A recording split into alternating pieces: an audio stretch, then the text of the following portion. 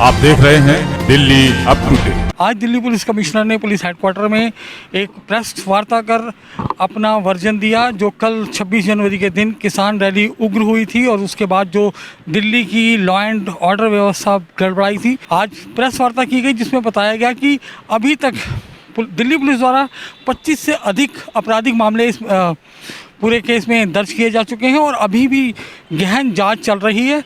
और police commissioner ने एक बात साफ की कि किसी भी दोषी व्यक्ति को बख्शा नहीं जाएगा। तो चलिए आपको सुनवाते हैं पूरी प्रेस वार्ता कि पुलिस कमिश्नर ने क्या कहा। आप सबको विदित है कि संयुक्त किसान मोर्चा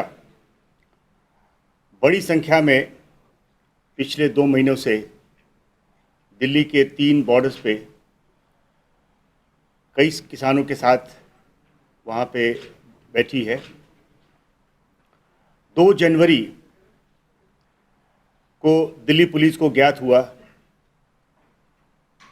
कि किसान रिपब्लिक रैली एक ट्रैक्टर की मार्च करने जा रही है और ये भी संयुक्त किसान मोर्चा ने आह्वान किया कि उनके सपोर्टर्स 26 जनवरी को दिल्ली में आकर के ट्रैक्टर रैली में पार्टिसिपेट करें। जैसे ही हमारे को इसकी जानकारी मिली, हम लोगों ने जो फार्मर्स के लीडर्स हैं उनसे संपर्क किया और उनके साथ विस्तार में बातचीत हुई। 5 राउंड की मीटिंग हुई और इसके साथ कई बार फ़ोन पे वार्तालाप भी किया गया। सबसे पहले तो उनसे कहा गया था कि ये 26 मार्च को देश जब रिपब्लिक डे परेड और सेलिब्रेशंस मना रही है तो उस समय ये ना करके उसके बाद में ट्रैक्टर मार्च करें। लेकिन उन्होंने इस बात से इनकार कर दिया। उसके बाद जब वो इंसिस्ट कर रहे थे तो हमने उनको सजेस्ट किया कि केएमपी कुंडली मानेसर पलवल जो पेरिफेरल है उस पे वो ट्रैक्टर मार्च निकालें। दिल्ली पुलिस ने उनको ये भी आश्वासन दिया कि उनकी सिक्योरिटी, ट्रैफिक मैनेजमेंट और मीडिया कवरेज में भी उनको सहयोग प्रदान करेगी। लेकिन इन सब के बावजूद भी उन्होंने दिल्ली में ही ट्रैक्टर मार्च निकालने की ठान ली। 5 राउंड की जो बैठक हुई, मीटिंग्स हुई, उसमें हमने अंत में उनको 3 रूट्स उनके साथ तय किया जो म्यूचुअली अग्रीड अपॉन रही। पहला जो सिंगू में जो फार्मर्स बैठे हैं उनके लिए आप तस्वीर में देख रहे होंगे, सिंगू से चल कर के मुकरबा चौक से पहले जो संजय गांधी ट्रांसपोर्ट नगर की तरफ राइट टर्न रास्ता जाता है, उससे बवाना और कंझावला होते हुए वापस औचिंडी बॉर्डर से बाहर निकल करके केएमपी से होते हुए वापस कुंडली और सिंगू ये तय हुआ। और ये कुल जो डिस्टेंस है ये 63 किलोमीटर का है। साथ में ये भी तय हुआ कि जो टीकरी में बैठे हुए हैं वे टीकरी से नांगलोई टी पॉइंट आएँ और नांगलोई टी पॉइंट से नजफगढ़ के रास्ता होते हुए ढांसा बॉर्डर से होते हुए वे फिर केएमपी पे जा कर के वापस टीकरी बॉर्डर पे आ जाए। ये कुल डिस्टेंस 74 किलोमीटर्स है। इसके बाद जो तीसरा रूट जो गाज़ीपुर में जो किसान बैठे हैं उनके लिए यह तय हुआ था कि वो गाज़ीपुर से अंदर आकर के रोड नंबर 56 से होते हुए अप्सरा बॉर्डर से बाहर चले जाएं और केएमपी पे जा कर के और वापस गाज़ीपुर पहुंच सकते हैं। ये कुल 46 किलोमीटर है।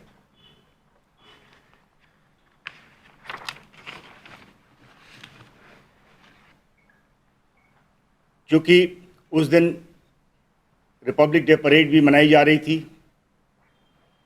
दिल्ली के जनता की इंटरेस्ट को ध्यान में रखते हुए, सिक्योरिटी को ध्यान में रखते हुए यह तय हुआ कि कुछ टर्म्स एंड कंडीशंस लागू किया जाए।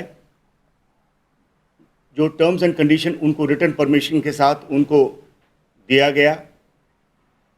पहला टर्म्स था कि किसान ट्रैक्टर रैली वो 12 बजे दोपहर से शुरुआत हो और 5 बजे तक ख़त्म हो जाए। इसके बाद दूसरी कंडीशंस जो ले की गई वो था कि ट्रैक्टर मार्च जो किसान लीडर्स थे, जो उनके वरिष्ठ लीडर्स थे, वो लीड करें, वो अगली पंक्ति में वो रहें।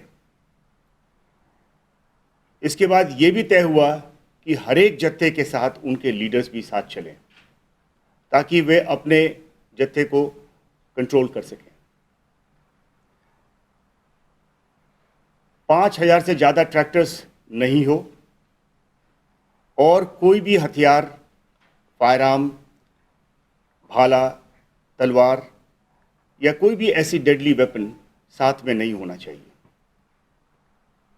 और रैली, जैसा कि आप समझ सकते हैं, ये पीसफुल और डिसिप्लिन हो। इसके बाद जब रिटर्न परमिशन देने के बाद एक अंडरटेकिंग भी ली गई जिसमें उन्होंने ये सारे शर्तें को मंजूर किया और ये तय हुआ कि किसान रैली 26 तारीख को 12 बजे से शुरू होगी। लेकिन देर 25 की शाम को ये समझ में आई कि वे अपने वादे से मुकर रहे हैं। जो अग्रेसिव और मिलिटेंट एलिमेंट्स थे उनमें से उनको उन्होंने आगे कर दिया। इन्होंने स्टेज को कब्जा कर लिया और बहुत ही प्रोवोकेटिव स्पीचेस उन्होंने दिया। इससे उनका मंशा शुरू से ही समझ में आ गया कि उनकी मंशा क्या है। फिर भी दिल्ली पुलिस संयम से काम की। अगले दिन सुबह 6:30 बजे से ही वे बैरिकेड तोड़ने को तैयार हो गए। 7:30 पे जो सिंगू पे किसान थे वे उन्होंने मार्च करना शुरू किया और वे मुकरबा चौक पे जो हमारी बैरिकेड है वहाँ तक पहुँचे।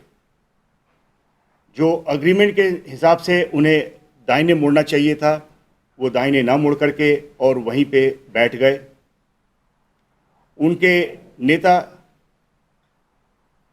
सतनाम सिंह पन्नू, उन्होंने काफ़ी भड़काऊ भाषण दिया, जिसके बाद वहाँ जो उनके साथ फार्मर्स थे उन्होंने बैरिकेड तोड़ने पे आमादा हो गए।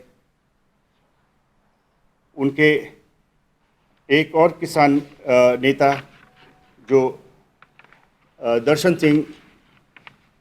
दर्शनपाल सिंह, वो भी वहाँ पे बैठ गए और दाहिने मुड़ने से मना कर दिया।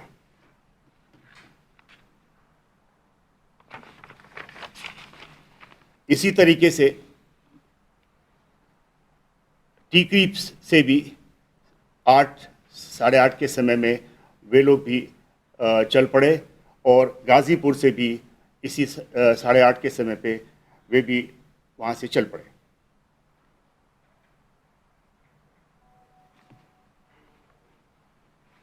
पुलिस के जो लॉफुल डायरेक्शन था कि वे अपने जो तय हुए समय है 12 बजे उस समय चलें, क्योंकि जो ऑफिशियल प्रोग्राम था रिपब्लिक डे का वो करीब 12 बजे के समय समाप्त होना था। तो उनको कहा गया कि आप 12 बजे के जो तय हुआ समय है उसी के अनुसार से चलें, लेकिन वो उसको न माने और बैरिकेड तोड़ करके आगे निकल पड़े।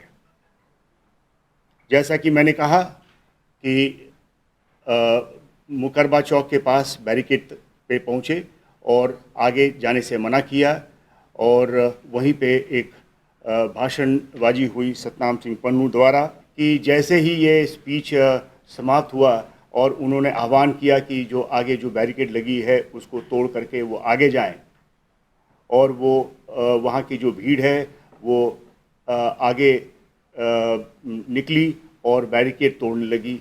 ये जो उनके स्पीचेस के बाद वहाँ पे जो भीड़ है वो आगे की तरफ बढ़ी।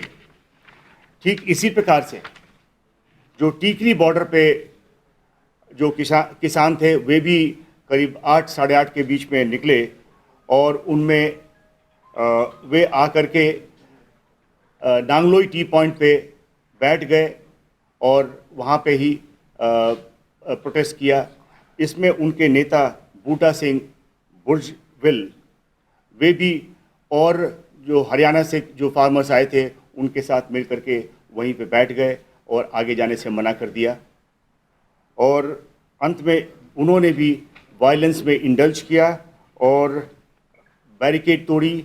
और ये जो वीडियो फुटेजेस हैं आप लोगों ने काफ़ी कैप्चर किया, जिसमें आपने देखा कि किस प्रकार से एक बहुत बड़ा कंटेनर को उन्होंने पलट करके और आगे का रास्ता निकाला और उसके बाद वो पीरागढ़ी, पंजाबी बाग, जकीरा से होते हुए उनमें से कुछ लाल किला तक पहुँचे।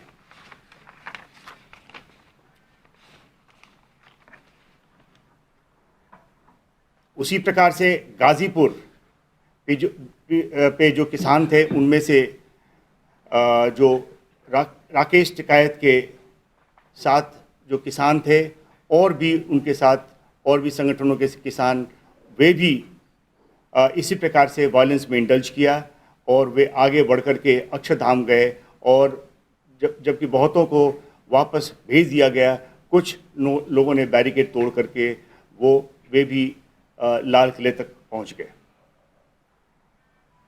इन सब पुलिस एक्शन में पुलिस ने संयम बरता। पुलिस के पास सभी ऑप्शंस थे, लेकिन पुलिस ने संयम का रास्ता चुना। पुलिस ने संयम का रास्ता इसलिए चुना कि हम जो जान माल की नुकसान नहीं चाहते थे, जो लॉस ऑफ लाइफ होना था उससे हम वो रास्ता न चुन करके हमने संयम का रास्ता लिया। और ये हमारी और उनके बीच में एग्रीमेंट थी। हम जिम्मेवार रहे हैं और हम अपनी बड़े जिम्मेवारी के साथ जो एग्रीमेंट के हिसाब से हम पीसफुल रैली करवाना चाहते थे। ये जो वायलेंस हुई है वो टर्म्स एंड कंडीशंस को फॉलो नहीं करने की वजह से सब हुई हैं। इन सब जो वायलेंस हुई है इनमें सभी किसान लीडर्स भी शामिल रहे हैं। कुल मिलाकर के 394 पुलिसकर्मी घायल हुए हैं। इनमें से कुछ अभी भी हॉस्पिटल्स में एडमिट हैं और जैसा हमें जानकारी है इसमें कुछ आईसीयू में भी हैं। इसमें प्रॉपर्टी डैमेज हुआ है। पुलिस की 428 barricade, 8 tyre killers, 2 DFMD, 4 X ray machine, 4 steel gate, window glasses, grills वगैरह 30 पुलिस की गाड़ियां, जिसमें 2 पीसीआर वैन भी हैं और 1 पुलिस जिप्सी भी है, 6 कंटेनर्स जिसको इस्तेमाल किया गया था रास्ता रोकने के लिए, और डंपर्स, ये सब सारे डैमेज हुए हैं। पुलिस ने इस दौरान, जैसा कि मैंने कहा, बहुत ही रेस्ट्रेंट का इस्तेमाल किया है, संयम बरता है। इसमें हम लोगों ने टीयर गैस का इस्तेमाल किया क्राउड को कंट्रोल करने के लिए। इस दौरान कई पुलिसकर्मी, जैसा कि मैंने बताया, जख्मी भी हुए। सभी जो रास्तों से जो किसान लाल किले तक पहुंचे, वे रेड फोर्ट के जो रैम्पर्ट्स है वहां पहुंचकर वहां पे कई किसान संगठनों के झंडा फहराए और कुछ रिलीजियस झंडे भी फैलाए, जिसको पुलिस ने कब्जे में ली है और अभी हमारा ये केस प्रॉपर्टी है। मैं बताना चाहता हूं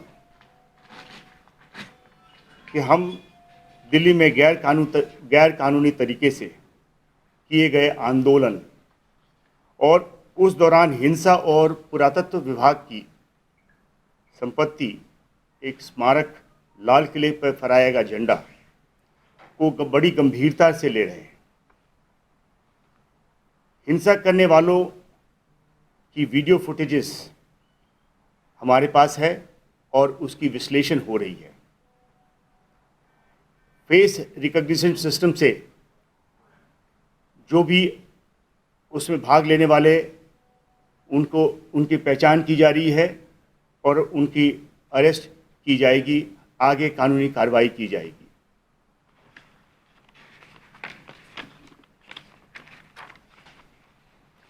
अब तक दिल्ली पुलिस 25 से ज़्यादा क्रिमिनल केस रजिस्टर किया है और जैसा कि मैंने बताया है कि सीसीटीवी और वीडियो फुटेज से हम फेशियल रिकॉग्निशन सिस्टम से पहचान की जा रही है। एक चीज़ सबको बतलाना चाहता हूं कि कोई भी कल्प्रिट जिसकी पहचान होती है और जिसकी शमूलियत पाई जाती है उसको छोड़ा नहीं जाएगा। No one will be spared.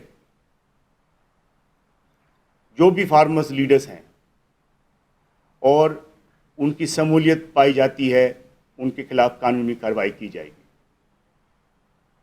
राष्ट्र के सम्मान और सुरक्षा में दिल्ली पुलिस किसान संगठनों से पूछताछ करेगी और जो भी कठोर कार्रवाई करनी पड़ेगी वो करेगी।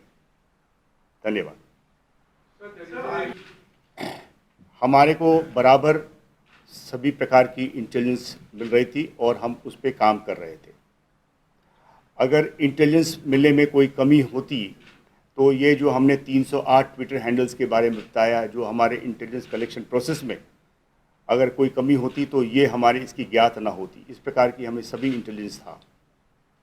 लेकिन जब हमारी किसी से अग्रीमेंट हुई है, हम अग्रीमेंट को अपने इंतज़ाम करके हम उस अग्रीमेंट पे हम अमल रहना चाहते थे, क्योंकि वही एक तरीका था जो कि हम सभी के हित में था। हमने दिल्ली पुलिस ने जो इंतज़ाम किया है वो उसी का नतीजा था कि इन सब के बावजूद भी, जिस प्रकार की जो वायलेंस हुई उसके उन सब के बावजूद भी एक भी व्यक्ति का मौत पुलिस के एक्शन से नहीं हुआ और पुलिस ने संयम बरत करके इन सारे जो लॉ एंड ऑर्डर सिचुएशन जो उत्पन्न हुआ था उस पर बखूबी ठीक से इस को निकाला और जो लोग इसके पीछे थे उनका एक तरीके से उनके बारे में आप सबको ज़्यादा जानकारी मिल पाई है।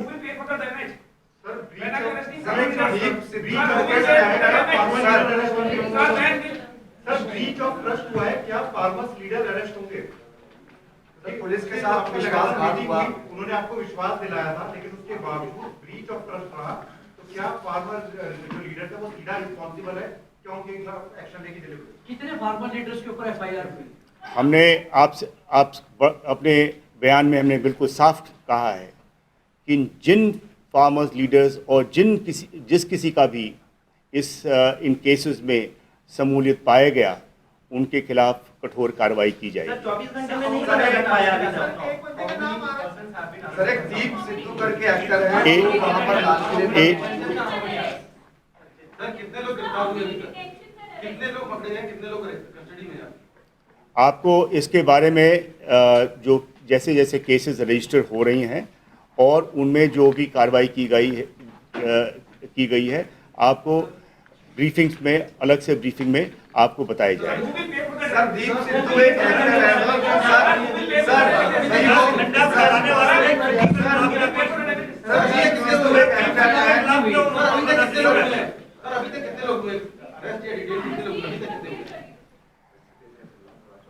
देखिए, ये हमारा जो अग्रीमेंट हुआ है इसमें किसानों के साथ हुआ है।